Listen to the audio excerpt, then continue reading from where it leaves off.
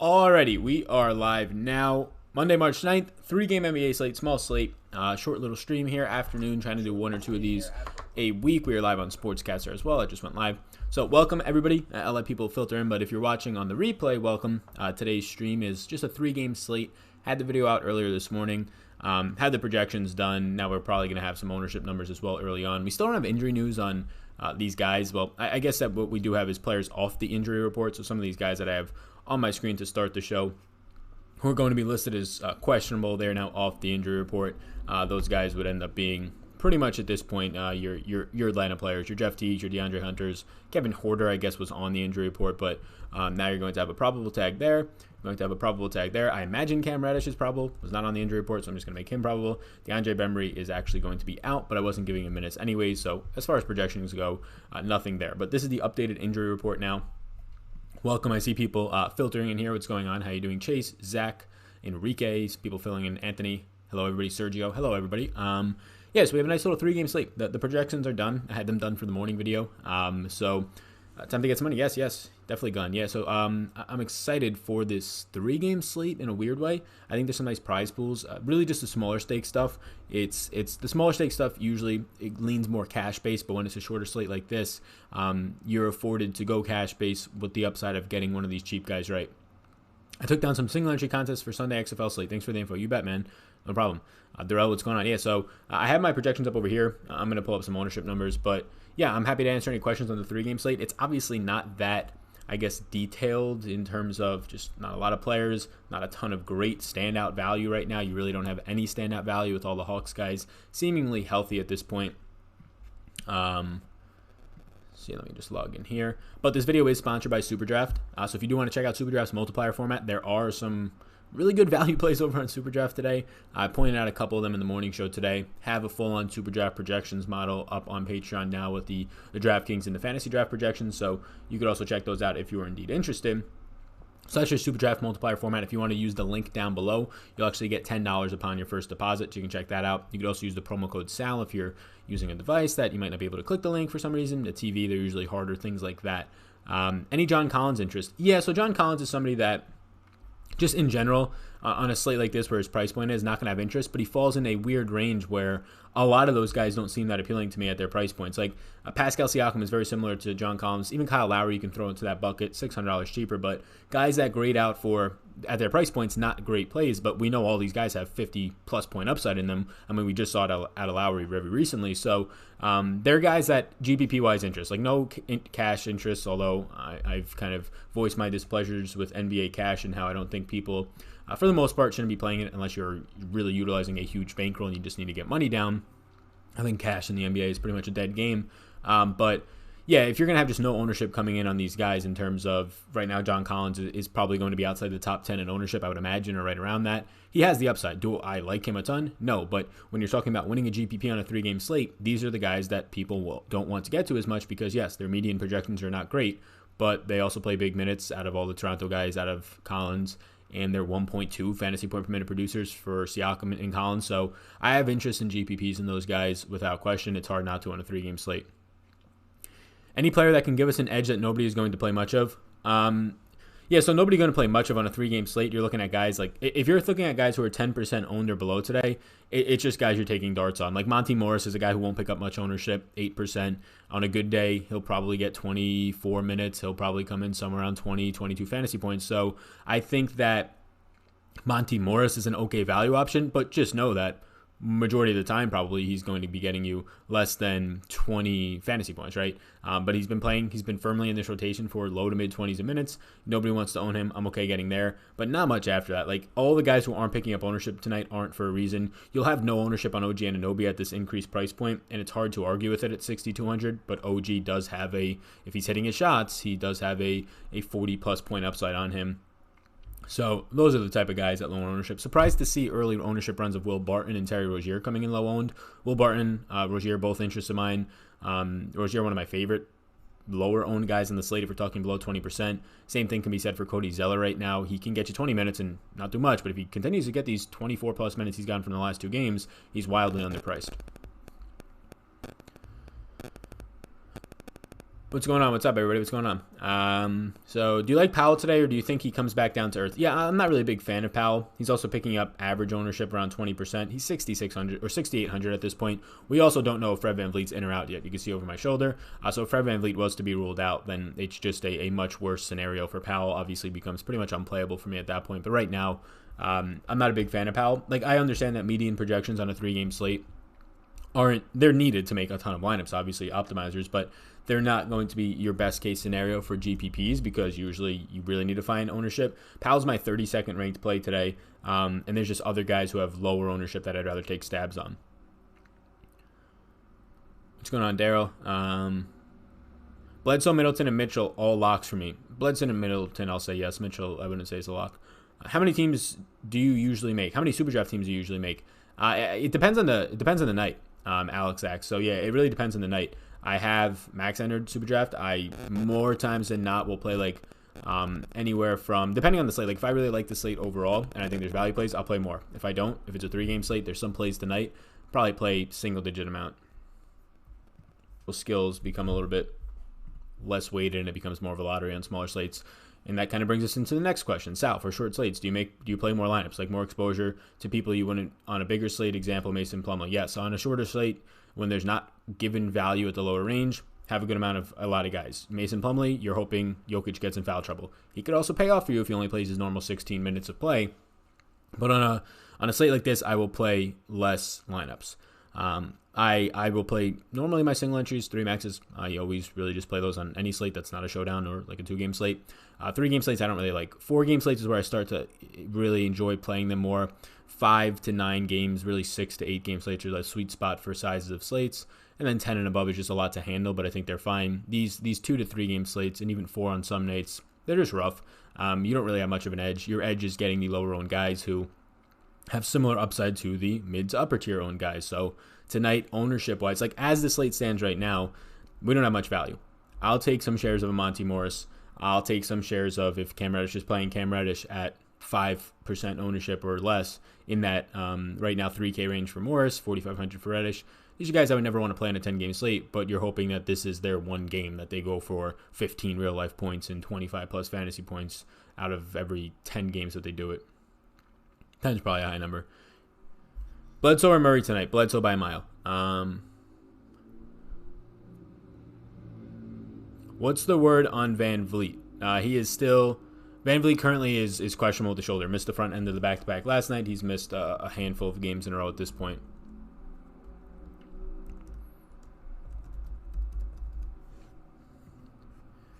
Toronto hasn't been able to stop guards. Yeah, I mean, a big reason why is just being injured. But OG Anunoby being out there is helping defensively, but even OG was injured for a little bit of a span there. Alrighty. Anton says, be careful with the Bucks. Back-to-back for them in 3rd game in 4 nights. Yeah, that's an underrated thing to look at. 3rd game in 4 nights, especially intense games when you're talking about last night, shouldering the load with no Giannis, and they fight back, end up losing. But obviously the Lakers game on Friday. So 2 intense games in the last 3 nights for him. This will be a 3rd out of 4 night. 3rd game in 4 nights. The issue, though, is like their price points. Like if you told me, be careful because they're only going to play 30 minutes and they were appropriately priced, I'd say you have a really good point. And I think the point is still good by Anton in chat. But like when Bledsoe is in the mid 5K range, even if he's playing 28 minutes tonight, he's going to outscore everybody in the mid to low 5K range, even the 6K range, the far majority of the time. I guess that case can be made a little bit better for Middleton. But once again, Middleton, like I have him projected for 35. I have Bledsoe for 32. If I project Middleton for 30, he's going to be... Middleton's currently at $7,600, and he's my 3rd highest projected scorer on the slate. He'll still be a guy that I'm going to get to a ton of. He's projecting for like 6x for me. Middleton is currently the 7th most expensive player and my 3rd highest priced or 3rd highest projected player. It's just really hard to get away from it at that point. Bledsoe is currently the 19th priced guy on the slate, and Bledsoe for me is currently my 9th highest. So like projected players. So it's just too much. Like Bledsoe's the guy that I would 100% lock into lineups tonight at the price point. Middleton probably going to do the same thing, but I understand the concerns about playing on 3 out of 4 nights. It's just the price points at that point. Like they can literally play 5 less minutes than I have them projected for tonight and still be strong plays.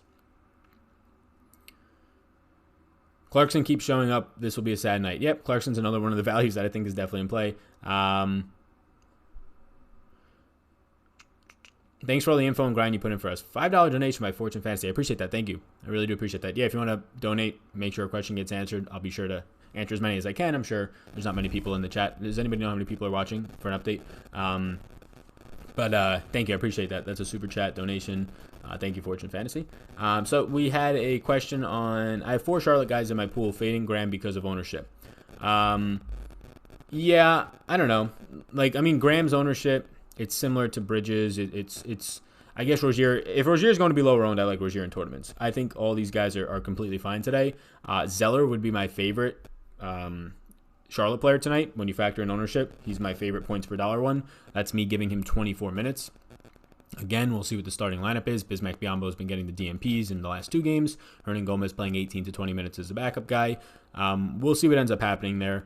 They're in a matchup today against Atlanta where they don't need to go big all that much, so it could definitely hurt Zeller. Or it could easily hurt Hernan Gomez. We'll see who starts there.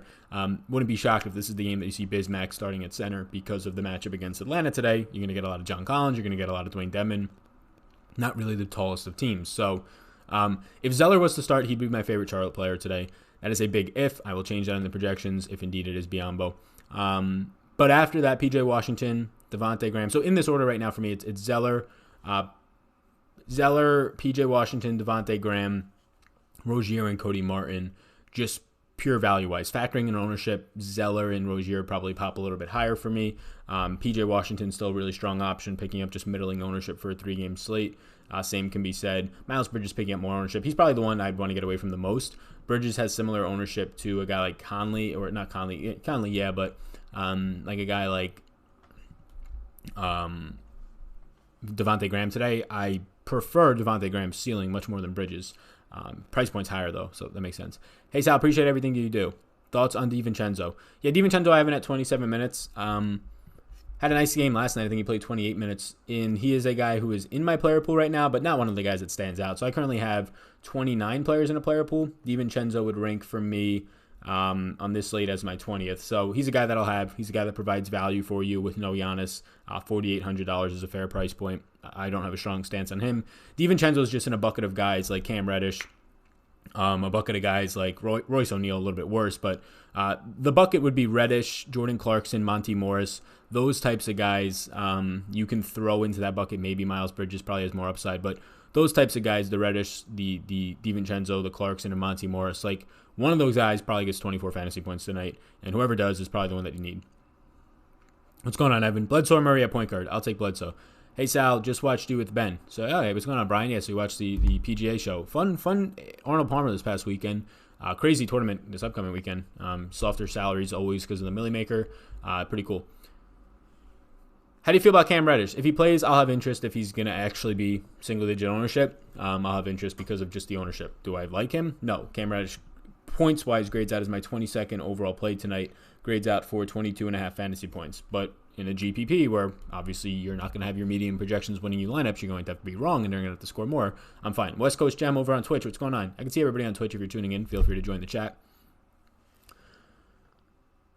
But Bledsoe's the biggest lock of the day. Yeah, he's my number one play. But Murray isn't a bad pick. Yeah, Murray's not a bad pick at all. So what Charlotte wing do you like more, Bridges or Washington? I'll take Washington, but Washington's not a wing. Washington's a power forward / play some center when they go small ball. Denver and Charlotte in pace-up spots. What do you think about a Denver / Charlotte stack? What players would you feature? I don't like the idea of a Denver / Charlotte stack. It's just not, like, first of all, like, if you want stacks in NBA, you want the game to go to overtime, number one, so you get more opportunity in minutes for your players. And number two, you want that game to be a high-scoring game. When you're stacking players from 2 separate games, there's just no correlation at all between them. I see that you're saying that the pace would correlate, but it's not enough of a factor for me to want to get, like, increase players from those games for that specific reason. Sal, Washington or Bridges? I'll take Washington. Royce O'Neal's decent value for 30 minutes. Yeah, Royce O'Neal's in a player pool for me. Have him at 29 minutes today. He just looks meh, right? He's $4,000. He grades out for 19.6 fantasy points. If tonight's the night he hits the extra 3 and gets 23, well, there you go. He works for you at $4,000 flat. He's in a player pool right now for me of what is currently 29 players, and he is my 29th player in. So, yeah, I think he's another guy in GPPs that is just it depends if he hits his extra 3-pointer or not. Like, that's why I hate these 3-game slates. There's so little, there's so much opportunity cost that if you don't have the guy who hits the extra 3-pointer tonight out of the value pieces, you're not winning the tournament. And I mean, people can be fine with finishing 5th in these tournaments, but I don't want to.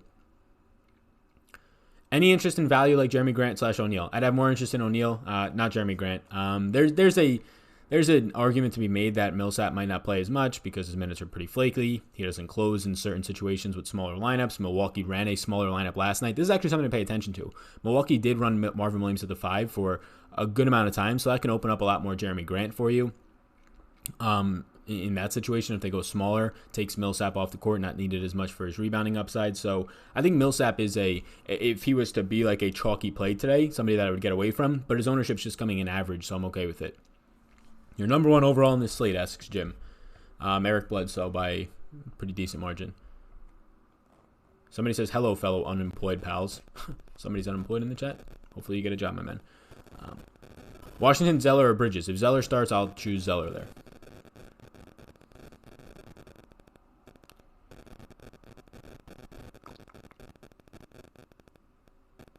Bogey or Bridges? At current ownership numbers, it's probably going to be Bogdanovic for me. It'll probably be Bogdanovic. There's a decent price difference. Do you like Dedmon? I think he's okay. He's in a player pool for me, and he's 4,100, grades out for 20.7 fantasy points. It's not great, but looks okay.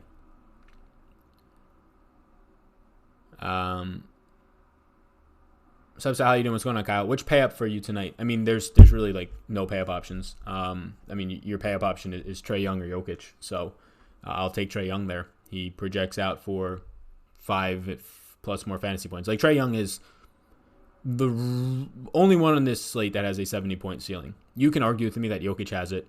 A realistic 70-point ceiling tonight, I would say, is Trae Young. So yeah, Trae Young's my priority pay up. You really don't have many pay up options though. The upper tier range is pretty gross. This slate in general is really bad. Like, it's a 3-game slate, and then the salaries are appropriately priced, and you have no value. The only thing making this slate somewhat interesting is you have a cheap Bledsoe and a cheap Middleton that open up some things, but obviously everybody's going to play them. Is a 20-player pool too small tonight? If you're locking in players, no. I currently have 29 players in a player pool, so no. Like, if I was to lock right now Bledsoe and Middleton in and crunch it, I'd probably get around 20 players in my player pool. But the only issue with that is you're probably taking a stance on your value. Like, if you have 20 players in a player pool, you probably are having a lot of one of those 4 or 3K options and not distributing it. On this type of a slate, I would want to distribute my ownership across those value plays. So I have an uncanny ability to pick the guy who gets injured, only playing 1 to 3 lineups. That's fair. Hit the like button. 135 people in here. We got 5 likes. Ridiculous. Yeah. So people that are in here, please hit the subscribe button as well. You can follow me on Twitter. I do giveaways a lot over there. But yeah, thanks for answering the question, Sal. Appreciate it. No problem, man. Butler got hurt last night. Yeah, I had Butler last night too, actually, in a good amount of lineups. Is a 3v3 stack too much on a 3-gamer? So like 6 players from the same team? No, you at that point you are hoping that the game goes into overtime, right? That's what you're hoping for at that point. What are your thoughts on the DK centers? Not a lot of options pay up for. Drop for Ibaka. The DK centers right now for me, I like Ibaka. I mean, Gasol played 16 minutes and he was limited. I doubt on the back-to-back that they run him much more. So yeah, Ibaka would be my favorite DK center. He's right there with Zeller for me tonight if Zeller draws a start. So how do you feel about Michael Porter Jr.? If they go smaller tonight, because Milwaukee was to go smaller, Porter Jr. would look better for you, but Michael Porter Jr. is my 48th play out of currently 60 ranked players, so he will be your very low-owned guy if you want to go there, but I currently won't have any. I just can't get him to pop. Like, he'll be like 1% owned tonight, but I can't get him to pop even if I give him more minutes. It's just this team is now healthy, so his role whenever he's on the court is not to be the primary scorer like it was 2 months ago when he was the only healthy body, it seemed. But now whenever he's on the court, he's like the 3rd to 4th primary scorer, and he's not playing 30-plus minutes. So yeah, check out Superdraft if you want. There's a link down below to get $10 of free play. I do have Superdraft projections. If you have any questions for Superdraft's contest tonight, it's nice to see even on smaller slates that they can still run out there like $5,000 first contest. So it's just a good sign for them. And if these contests fill, it's an even better sign. What's up, man? When are you going to do the MLB? Yeah, I'm going to do MLB mid-April. I'll start MLB. I'm probably not going to be doing daily videos for MLB just because I'll be covering PGA, I'll be covering XFL finishing up in April.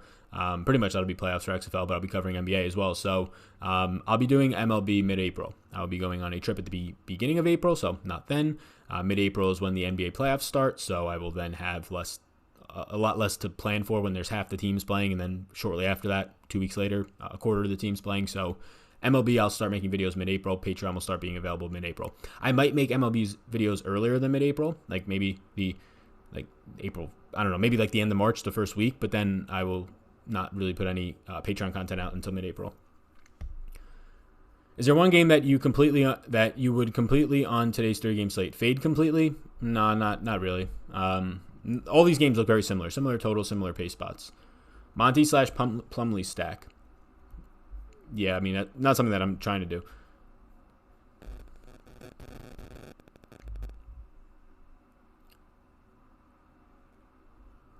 You're a busy man. Thoughts on Vince Carter tonight?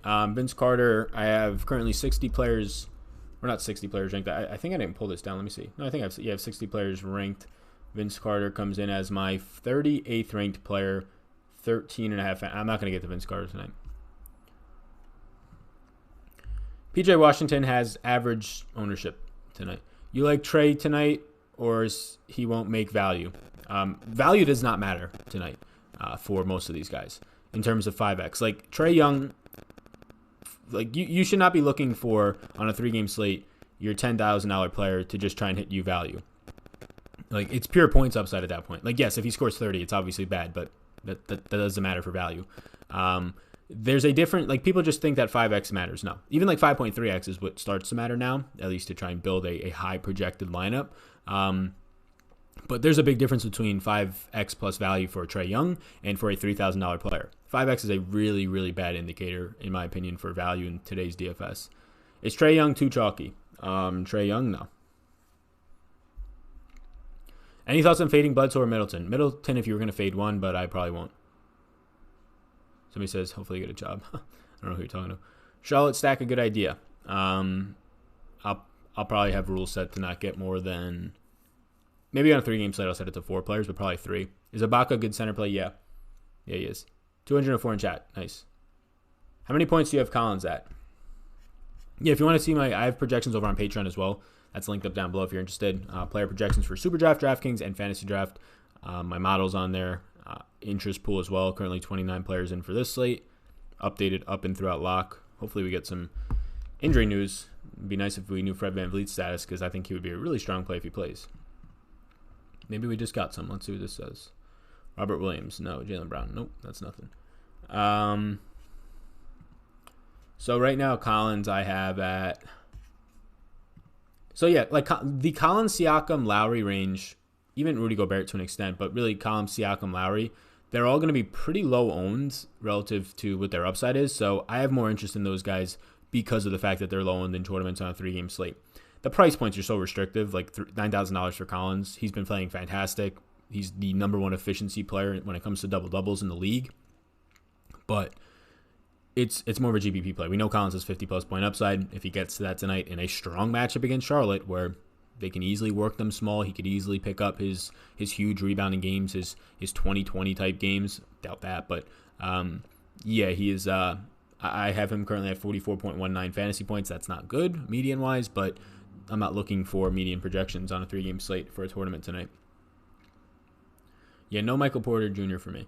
Malone doesn't give Porter Jr. any minutes. Yeah, they're just all healthy right now. I think he deserves more, but Siakam or Collins at power forwards on DK.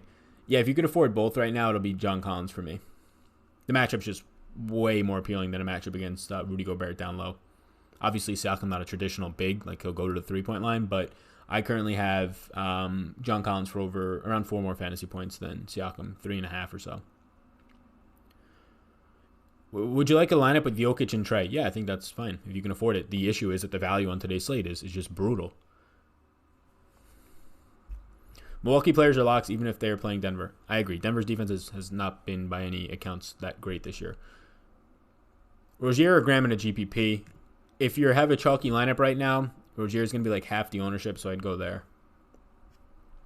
Probably going to be on for like 5 to 10 more minutes. So be sure to get whatever questions you have in. If you're watching on the replay, be sure to hit that subscribe button. Also follow me over on Twitter. I'll update anything. Patreon, the updated projections will be over there as well. So you can check those out. Any love for John Collins? Yes, in GPP. Collins will break the slate. That is why I would have love for him in GPPs. I think Collins has 55, 60 point upside in this matchup.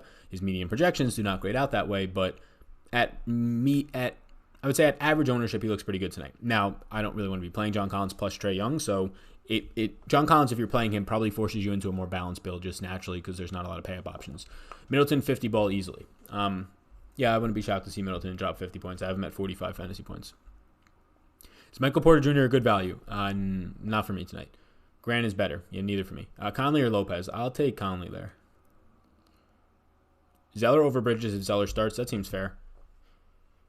Thanks for all the content. Thoughts on Connaughton tonight? Yeah, Connaughton, all those wings from Milwaukee are just always so hard to project, especially now that Paul George is back. Obviously, Giannis being out helps DiVincenzo a little bit, helps Connaughton a little bit. Connaughton I'm not liking tonight. He is my 49th play. He's well out of my player pool. 49th out of 60 plays. I only have him for around 13 fantasy points. Sal, how much salary on DK are you okay leaving on the table tonight? As much as you want. Now, obviously not 20,000, but if you're trying to win a GPP tonight on a 3-game slate, if you want to play chalky players, set your salary limit to like 49,500. If you just want to play every single piece of chalk because they look like good value, probably not going to win anyways, but just so you don't get a duplicated lineup, set your salary limit to 49,500. You don't have to worry about ownership. 49,000 is as your highest potential lineup. You don't have to worry a single thing about ownership because all your lineups will leave at least $1,000 on the table. I have no issues leaving $500 on the table tonight. If you like your lineup and there's $700 on the table, fine. NBA is the one where you want to spend more money because it actually matters because we can project it a little bit closer. So on a slate that doesn't have much value, yeah, $1,000 is probably going to go a long way for you. So I pivot tonight to just get to more of these lower owned guys and getting up to the top end guys that look good rather than leaving $1,000 on the table to get different. But if you like your lineup and there's $600 on the table, I think that's fine.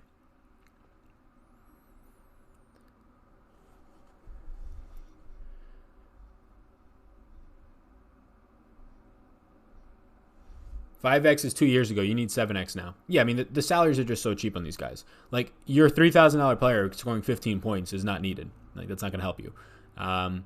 So, like 4X plus 10 is usually what I used to do for in the past. So, like, your $3,000 player, if he scores you 4X plus 10, that's 22 fantasy points. So, 4X plus 10, I think, is a much better indicator than 5X value, but I think both of them are pretty bad anyways. I think Gobert's going overlooked. Yeah, like average ownership right now on Gobert. Like the 8th highest owned guy or so. Do you like Barton if you have $5,400 left? Yeah, I think he's fine. Sal, joined last week. Been winning every day. Appreciate it. Thanks, Justin. Appreciate that. I'll be on for 4 more minutes till 5, and then I'm going to bounce. So be sure to get any questions that you have in. If you want to make sure that they get answered, you could leave a super draft because then it'll actually pop up and let me see it instead of just skimming through a bunch. So we got a lot of people answering questions. I like it. Finally downloaded DraftKings. I'm a FanDuel guy, so let's see how it goes. Good luck with your plays tonight, Sal. Thank you for the content. Yeah, best of luck, man. Best of luck. Denman is cheap for center. He is, but minutes are always an issue for him, especially in a matchup where they can easily go smaller tonight.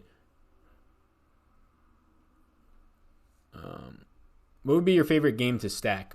I don't really have any interest in stacking tonight. If you want to, sometimes if I'm playing a ton of lineups, I'll just naturally stack games that have closer spreads, but I don't really have much interest in stacking tonight. I haven't really thought about it.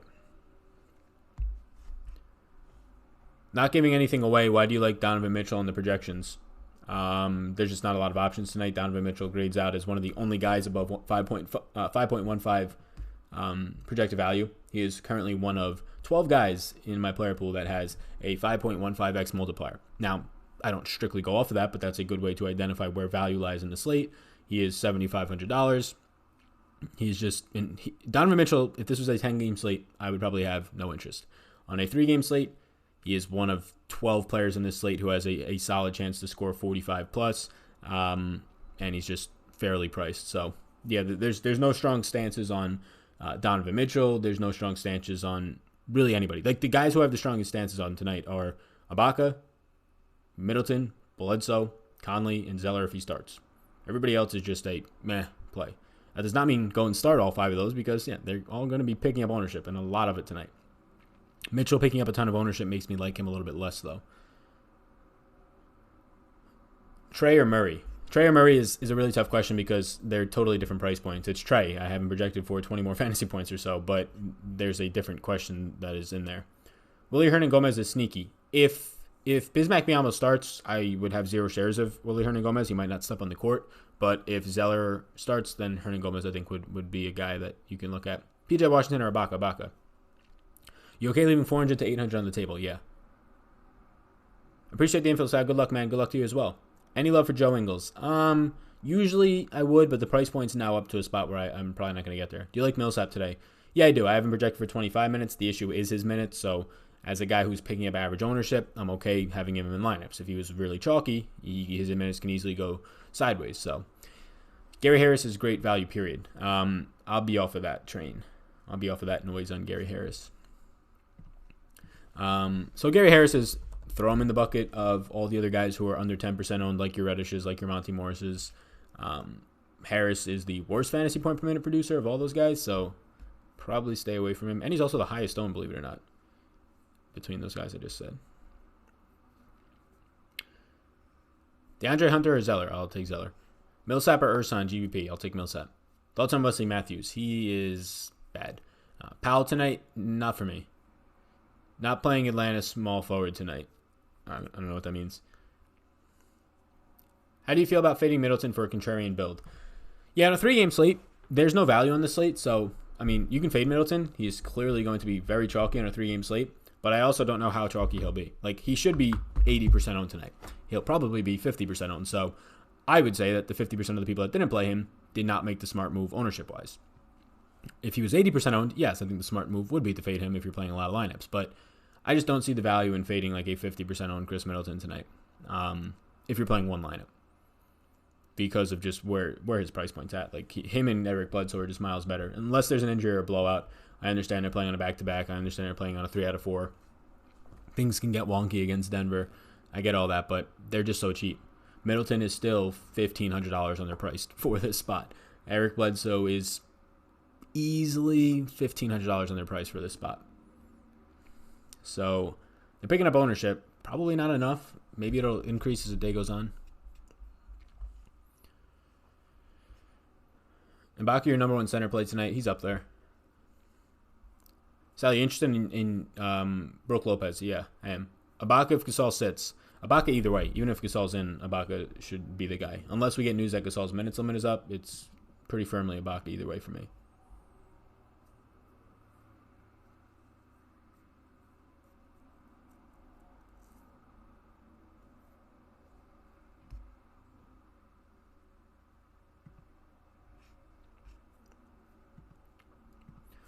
All right.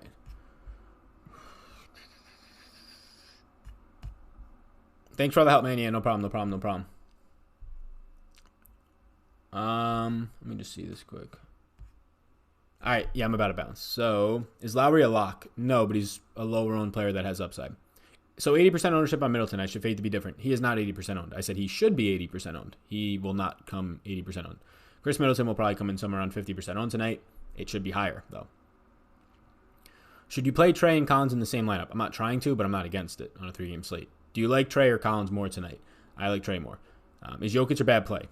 I think Jokic is in a no man's land type of place tonight, where his just price point is. He is not a bad play, though. No problem, everybody. Have a great rest of your night.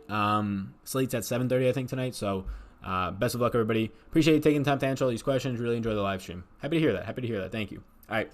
Peace out, everybody. Peace out.